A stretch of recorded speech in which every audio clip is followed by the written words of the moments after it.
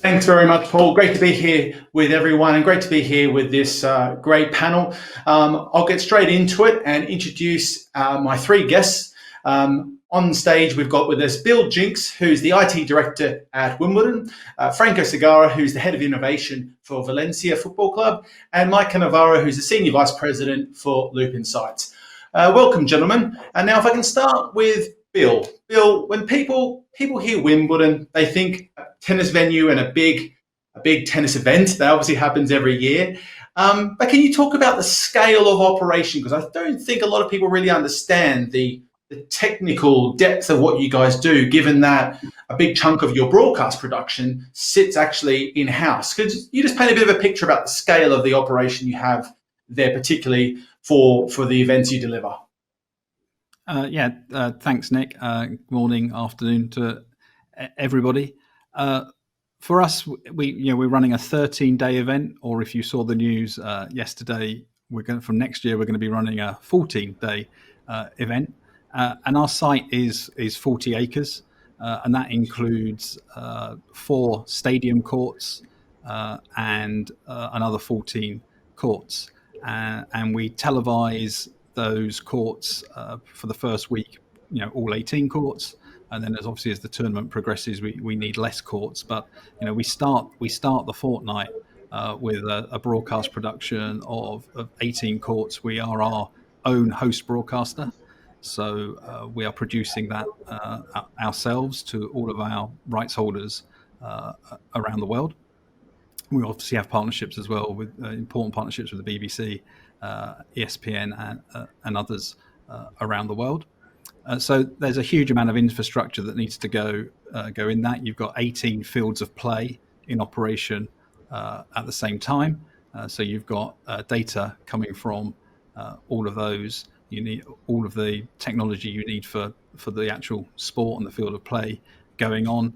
And then obviously, as with any stadium or event venue, we've got the food and drink business, the retail business going on, and the general operations, safety, security, all going on at the same time. So it's a fairly big operation. I think one of our challenges is we like to get it right on day one as we would on day 13.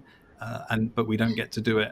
You only do it once a year, so that's really the scale of the operation, and data is becoming a huge part of managing that. Yeah, absolutely. And few venues, few major events really take in the broadcasting side of production like you guys have, which I think is a huge piece of work. But we'll go into that and how it fits into the wider business later on. Mike, bring you in here. Loop Insights. Tell us what you guys do and how you fit into that match day live events framework. Yeah, look, Loop Insights is at our core, a data and analytics company, and I think, what Bill speaks to there is really what, we all talk about with return to sport, is just the sheer size of what has become, almost as much entertainment as it is sport. And what we do at Loop is we help kind of bridge the gap of all of those different commerce points throughout these large format venues, whether it's Wimbledon, whether it's the new Raider Stadium in Las Vegas. These are entertainment venues as much as they're sport venues. And so what Loop does is we connect up the various commerce points in real time, and what that allows the event operators, the teams, the leagues, the venue operators to do is actually truly drive an omnichannel experience in the venue, and it informs so many things that occur during the match day. And so I think what we've seen this last year is a big drive to that digital transformation, a big drive to blending those things together. And as Bill says, his event, as long as it goes and as large as it is, where we come in as a connective tissue and bridge those commerce points together, it's going to become, I think, more and more critical moving forward. Yeah, absolutely. We're going to dig more into that in just a second. But Franco, bringing you in here. Now, one of the big things we talk about here is the use of data and match day experience. And now more than ever, we have so many different ways and directions of which data comes in to the sports properties ecosystem. Tell us how How does it all come together from your point of view? I mean, Mike's just talked a bit about the point of sale aspects. We've talked about broadcasting side of things. How do you guys manage that at Valencia? What's the sort of the way that you put it all together? Yeah. Hi, Nick, Bill, and Mike. A pleasure to be here. The way I see, and the funny thing is that a football club does a lot of things aside from playing football. So we are like many things. We've got, as you say, we've got many different point of sales, from food and beverage in a 48,800 capacity stadium to the stadium attendance itself. We've got retail. We've got online ticketing. We've got online e-commerce. So there's many different points. We've got 7 million followers on social media, lots of content happening. So there's many different points where we can gather data, right? So the way we see, there's two different places. There's two purposes for gathering all this data. On one hand, of course, is to get to know better the customer, the fan, getting to know what people are attending the stadium, what people are consuming the content, trying to tailor the offer for them, trying to personalize the experience. We believe the more personalized, the better return of investment that's for all of us. But also, on the other hand, we believe the other purpose of data is to democratize data access internally in the company, so that everyone can have access to the data. And by everyone, I mean every side of the business in the company can get access to the data, and at the end make better decisions based on data. So we try to be really data driven in that sense, but at the same time customer centric, like putting all the customer in the center and trying to make that experience as better as possible. It sounds easy, but having so many different points, it can become a real struggle at some point. Yeah, absolutely. And now, Mike, you talked about what you guys do at Loop with the point of sale, particularly being at the core of the data you're able to compile and create and analyze and help the clubs, leagues, and teams, whoever are involved, to make sort of decisions. What are some of the decisions you can help them make as a result of the I guess the insights you're able to put together, and how does that affect decision making in those organizations? Yeah, good question. I mean, I think, the promise for years amongst the large POS vendors has been, real-time joined up insights. And I don't think it's really happened from what we've seen. And so what we provide and what it powers is, operational insights. It could be inventory. It could be how many or how much beer do I need to sell in the fourth quarter? Or how much do I have left over? I think by keeping tabs in real time on what's going on in these venues, it powers so many aspects of the business. Franco also touched on the fan experience. The in-seat ordering, the suites, the concession, the food and beverage. All of these are commerce touch points, ticket sales, parking. All of this can be powered not just by just point of sale data, but all of the different commerce points that are occurring in the venue. And so, clearly there's operational benefits. The fun and exciting and sexy side, as I say, of the business is the marketing and the loyalty and truly what's happening, whether it's across social, whether it's in the mobile wallet, whether it's in the mobile app. It could feed broadcast capabilities. So I think it's become quite interesting, and you see the spend that teams and leagues and venue operators are making on joined up data clouds across the board, because it's become that much more important. And I think Bill and Franco can speak to it, but that much more important for them to have all of these insights in real time, not just from the commerce side, but all aspects of what's happening in the venue. And Bill, you guys obviously have the big event every year, but actually, therefore, you've got this whole. I think many would look at it as this 11 months of the year where you guys are able to get ready for the big show and the big event. What I guess, to bring it back to, though, on the event day or event weeks, so to speak, what sort of decisions are you making through the use of sort of that real-time data access that you're able to get to, particularly around, say, concessions, point of sale, things that are happening on the ground, so to speak? What decisions are you able to make, and are you making over the previous events that you've been involved with? So what I very much to what Mike has just talked to, our ambition is to join up, if you like, the guest experience data that we collect with the more logistics, operational back of house. data.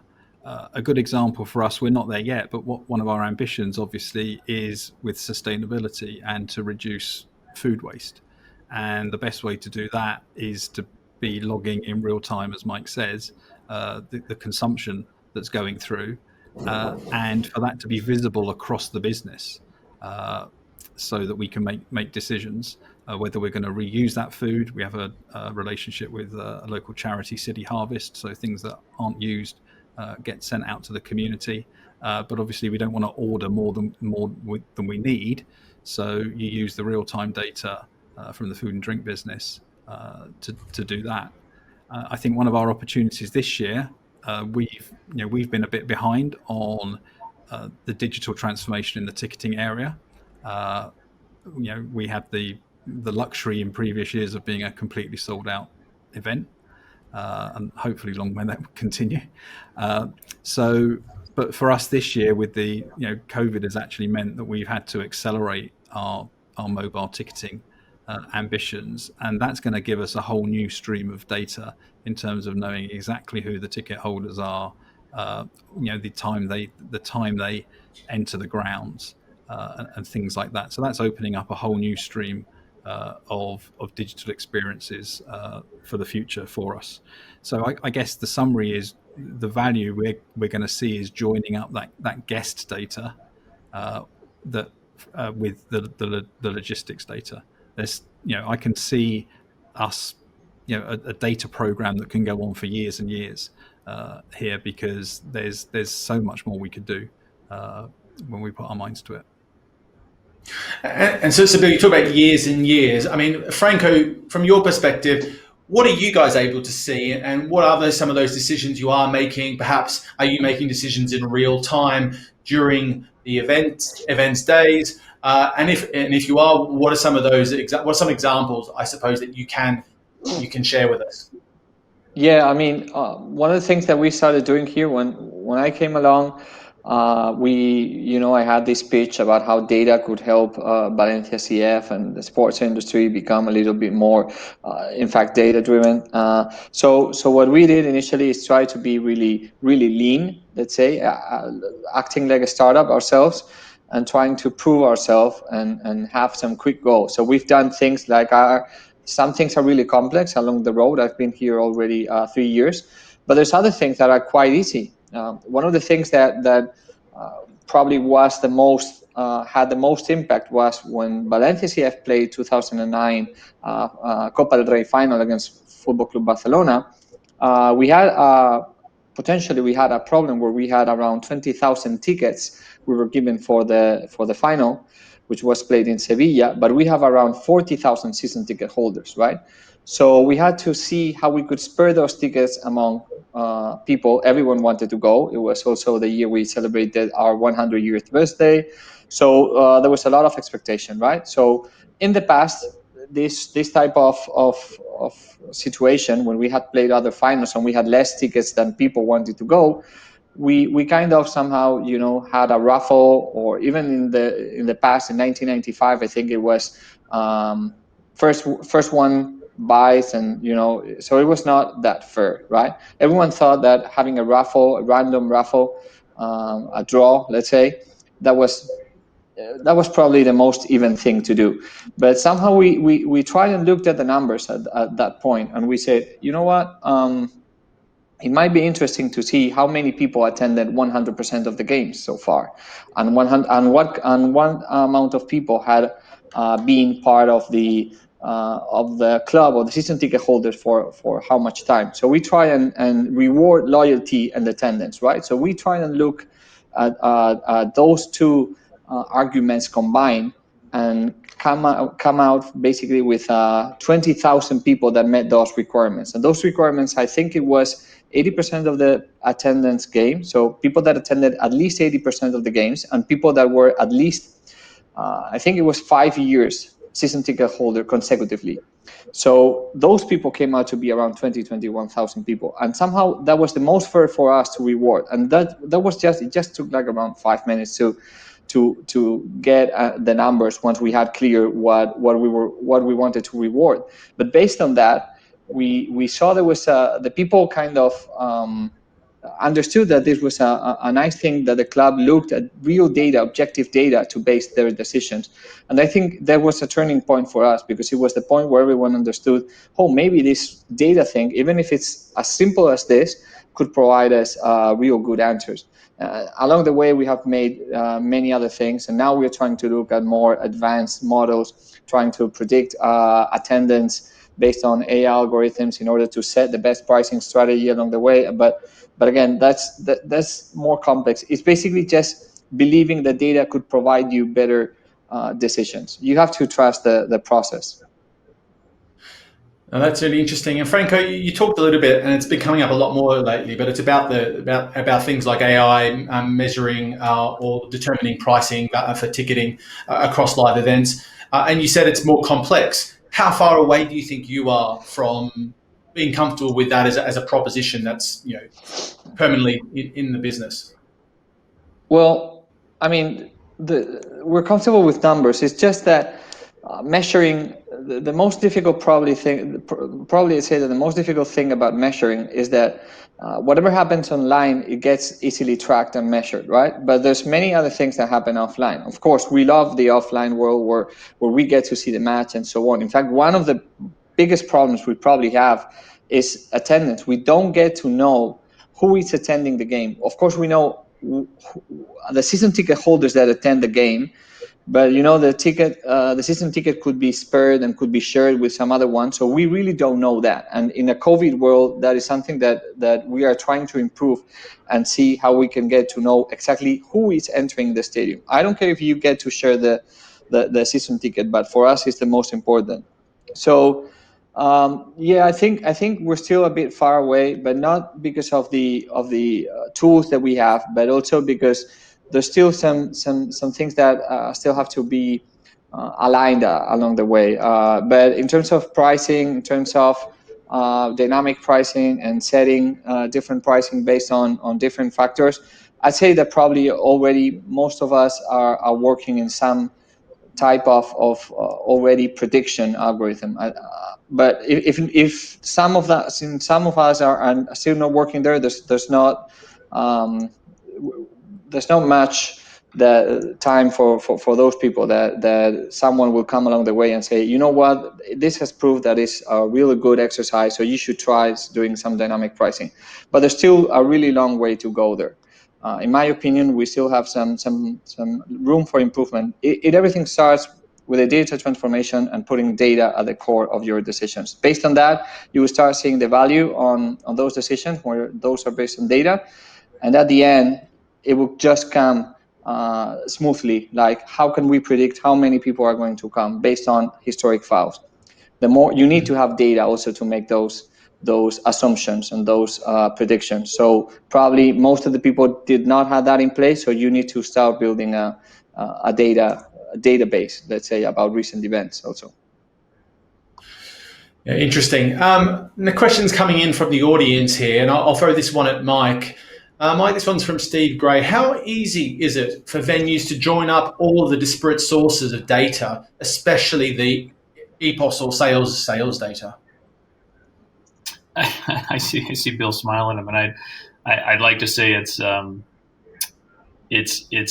really simple, but that's going to make it sound like a sales pitch. I'd say historically, and I said this earlier, I think the promise has been there for years that the various POS providers, the various commerce providers, and again, it's different all over the world, right? I mean, you've got in-seat ordering and suites and ticketing, as Franco just talked about. It's not as simple as it seems. There's different structure, there's different quality of data, there's different data points that are coming in, there's access to the legacy points of sale that perhaps are in retail or concession that that we have to get access to, and so I think from our perspective, we've created a capability and a technology that simplifies it. It's one of those things where you let us handle that aspect of it for you, and let us handle or hand off a singular stream, so to speak, to Franco or Bill to then make sense of the back of house, the operations, the marketing, the match day experience.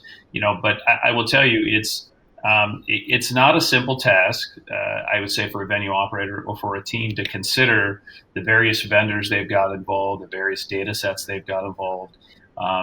And as we talk about, there's also this return to the match day. What does that look like? Are we going to have all fans? How and what does that data set look like? What new technologies have we introduced in this quiet period as part of that digital transformation? And how do I get that data set in? And so I think from our perspective, we'd like to be that partner to make it simple for you, something you don't have to think about. But it's a process for sure, and it's something that that Luke did really well. Kind of perfecting in retail, and as I said earlier, I think when we look at the match day experience in venue today, it's an entertainment venue, and it mimics these other places where we've had good success with our partners of bringing those different pieces in. But it's a challenge, and I think for guys like Bill and Franco and others, it can seem insurmountable. I think at some point, just the volume of data that is out there. Can I jump in on that? Please do. On that, Nick? Okay. So I think one of the things I've learned, and I think Franco sort of touched on this as well, is the organizational will to do it. So I don't think we're that different to many other organizations where our operations were fairly siloed to start with. So I've got some great tech in my food and drink business. I've got a food and drink analytics platform that's doing that. But guess what? I've got a completely separate one in the sort of guest and marketing area, and I've inherited another one in the retail space as well. So the challenge isn't where the data is now; it's where you need to get it to together, and that's organizational and process as much as it is technology.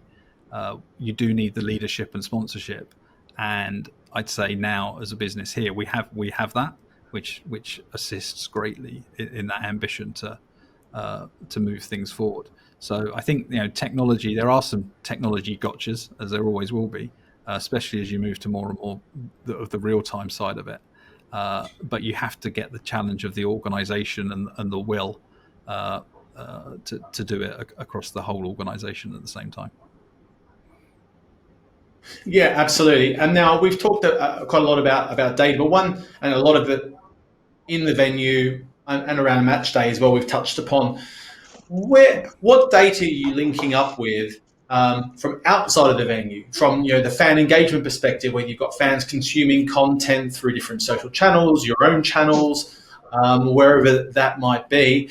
Franco, how are you going down that line? What are you guys trying to do and have you succeeded in completing that sort of, let's say, that picture from social to game day? What's that look like for you?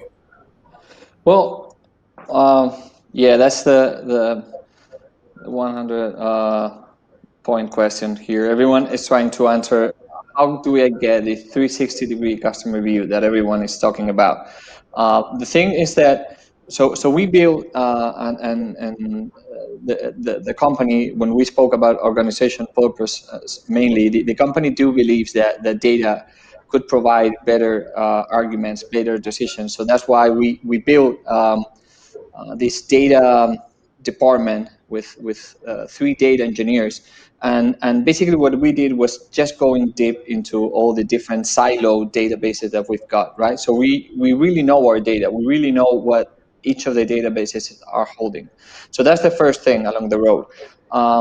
The next thing, and one of the most difficult ones, is how do you get that data all pushed into one place or several places so that all that data makes sense?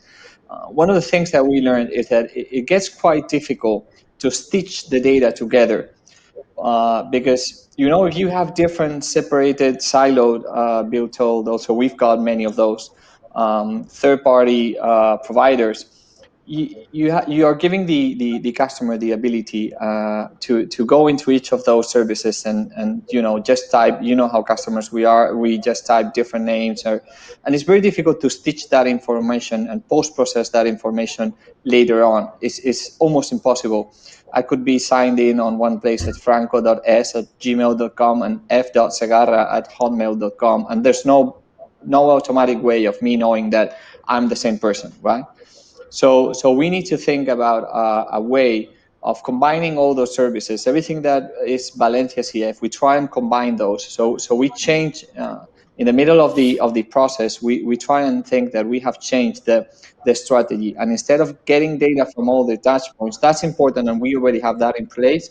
But what we're trying to do is also create this overview where all the customers have their Valencia CF user, and they should be able to do all this in every single service that Valencia CF provides, even if it's not really Valencia CF and it's a third party. That way, everyone could just have just one ID, and that will make things much, much better. And so that way, stitching is only a matter of spending time, and it's not just an impossible task about not being able to decide, or this ambiguity that involves the fact that people could be going by different names in different places and they still be the same person. So I think that's the real question here. How do you solve the identity resolution problem? Stitching of data is probably the biggest challenge, particularly with so many different directions that the data is coming from and so many different providers quite often that are bringing that all together. Bill, I'd be curious, obviously there's a long-standing relationship with Wimbledon and with IBM, who's a partner that you guys have worked with for a long time. What sort of role do they play, and what other, if you could name them, will be interesting to hear, but what sort of other third parties are you bringing into that whole ecosystem alongside of IBM as well? Yeah, as you say, we've got an over 30-year partnership with IBM. And I'd say for many of those years, the focus was on, if you like, the core championships data, the quality of the data coming out of the tournament, real-time scoring, the things the fan wants to see, and building our award-winning Wimbledon.com platform. And that is still there, and it's still much of the heart. But what they've been doing for us recently is being at the forefront of that digital transformation with us, changing the digital experience for the stakeholders. Just talking about what Franco said there, we've implemented our identity and access management platform into Wimbledon.com called My Wimbledon, and that's giving us the channel through which we can get to the fans that want to interact with us. That's allowed us to move from aggregates to people in terms of that, in terms of marketing. And IBM are building those digital experiences, on the cloud and bringing some of their AI to bear on it. But they are not the only people in the game. With us, we have again a good relationship with Two Circles, who are building, who do a lot of our guest data processing. They've helped us on the segmentation models, and helping us get to that sort of real-time communications to the people we want to talk to through the tournament. So a lot of good work. IBM do a lot of good work as the integrator. Coming back to the point of some of these things don't want to talk to each other. Having IBM in your corner to help do that is quite useful. But that's pretty much their primary job here, is to help us bring all that together into the digital experience. And to that point, Bill raised an interesting point about the IBM's role in that mix. You need that stitcher or that glue in the middle, bringing it all together, because inevitably it's not one partner that's going to do all of those key things that you're trying to do. Mike, what's your take on that? Do you see it the same way? And what is the best way to sort of stitch all that data coming in from all those different directions together? Yeah, look, I think we see it, the exact same way. We're a piece of the machine, so to speak. When it comes to these, these events, these teams, these venues, these match days. There's other pieces of this that, one of the other sessions this morning talked about, as much as we don't want to say it, Valencia and Wimbledon are a business also. So on the business side, you've got sponsorship and marketing data that has to come in, attribution and redemption. You touched on it earlier, Nick. You've got the out of venue experience. Bill just touched on the web and their ability to do identity resolution. These are all different points of information that have to come in. And so Certainly we're one layer of that across the commerce unification.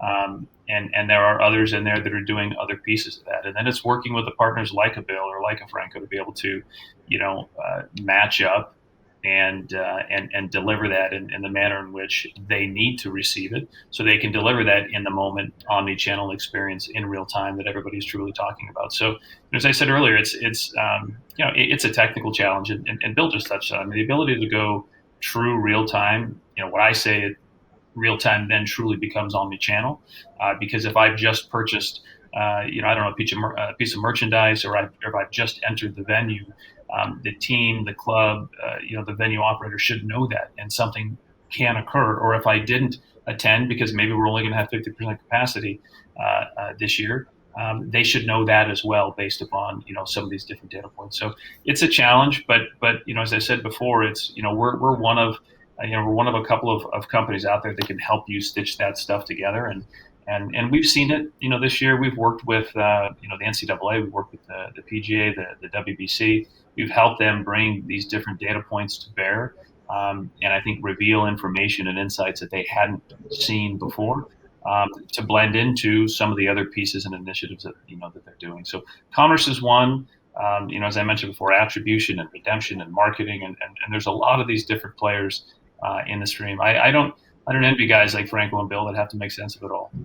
We just want to help them make it easier.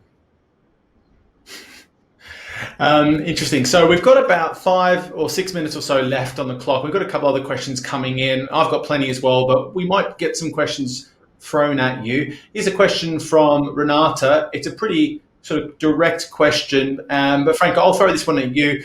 What type of data is most important for you when making data-driven decisions?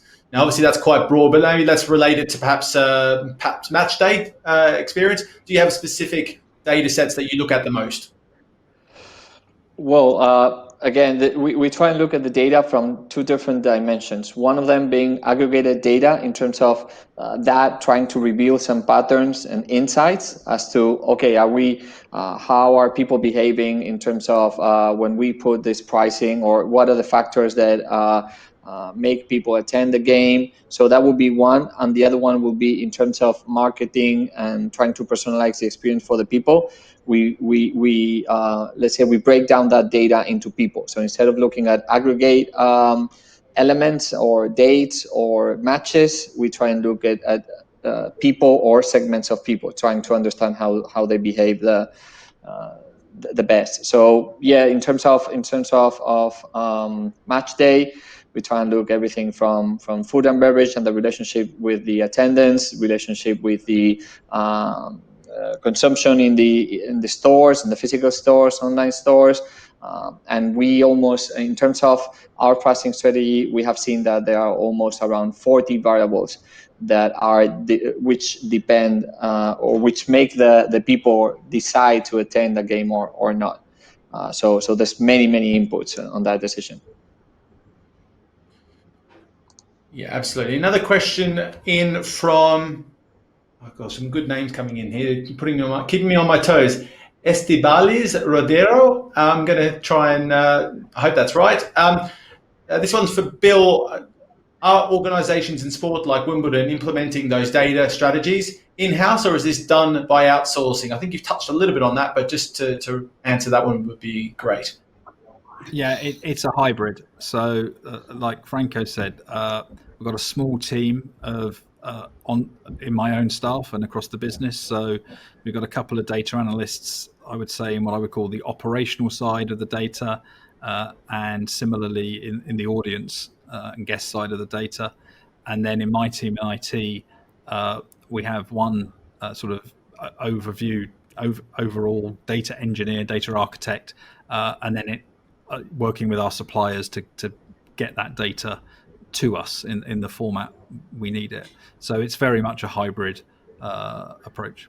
Mm-hmm. And Franco, I'll throw that one to you as well. How do you guys tackle that? Sorry, because I had a small breakdown. So again, please. I mean, we've got the data engineers. Data strategies in-house. How is this done is this done in-house or by outsourcing? we try and have the control of all the data points in-house. Of course, we've got third parties that help us that help us achieve and get more data points and get more touch points along the way. But mostly all the data strategy, we're trying to build that entirely in-house with internal capabilities. But also, again, consulting and being helped at some specific points by third parties. Sure. And one more question coming in here from Martin Smith, and it's a really good one to dig into, is how can fan engagement be improved at live events for the younger generation? I think this is a slightly separate question, but can clubs monetize this data via sponsorships with brands? Let's lean on the first part. What is being done? What are your organisations trying to do to, I guess, be relevant and provide a real level of extra engagement that you would normally offer to that younger generation, both match day or otherwise? Bill, I'll go with you there to start with. Yeah, so the first thing to say is people come to live sporting events to watch sport. So we mustn't forget that they want to actually come to the live sporting event. So it's about how can we augment that with other pieces of the experience. I think people expect to come to a venue nowadays and behave similarly to how they do in the rest of their lives, right? So all the things we've mentioned in the last half an hour, the click and collect, maybe at seat ordering, not sure we would go that far, but just frictionless commerce and things like that. We should be using the data to tell them where the shortest queue is, right? So that actually making the experience better by increasing the amount of time they can spend at the sporting action, because we've made the experience outside better. Simple things. COVID has taught us that we need to do a lot about occupancy management. So let's put occupancy management sensors on every restroom so that the housekeeping is triggered by usage of the restroom, and therefore you're having a great experience in the restroom. Sounds silly, but an outstanding day at an event is made up of outstanding interactions all the way through the event. So that, I think, is what the young people or younger generations expect. It's no longer just good enough to put on some good tennis and have the grounds in immaculate order, although that is still essential for us.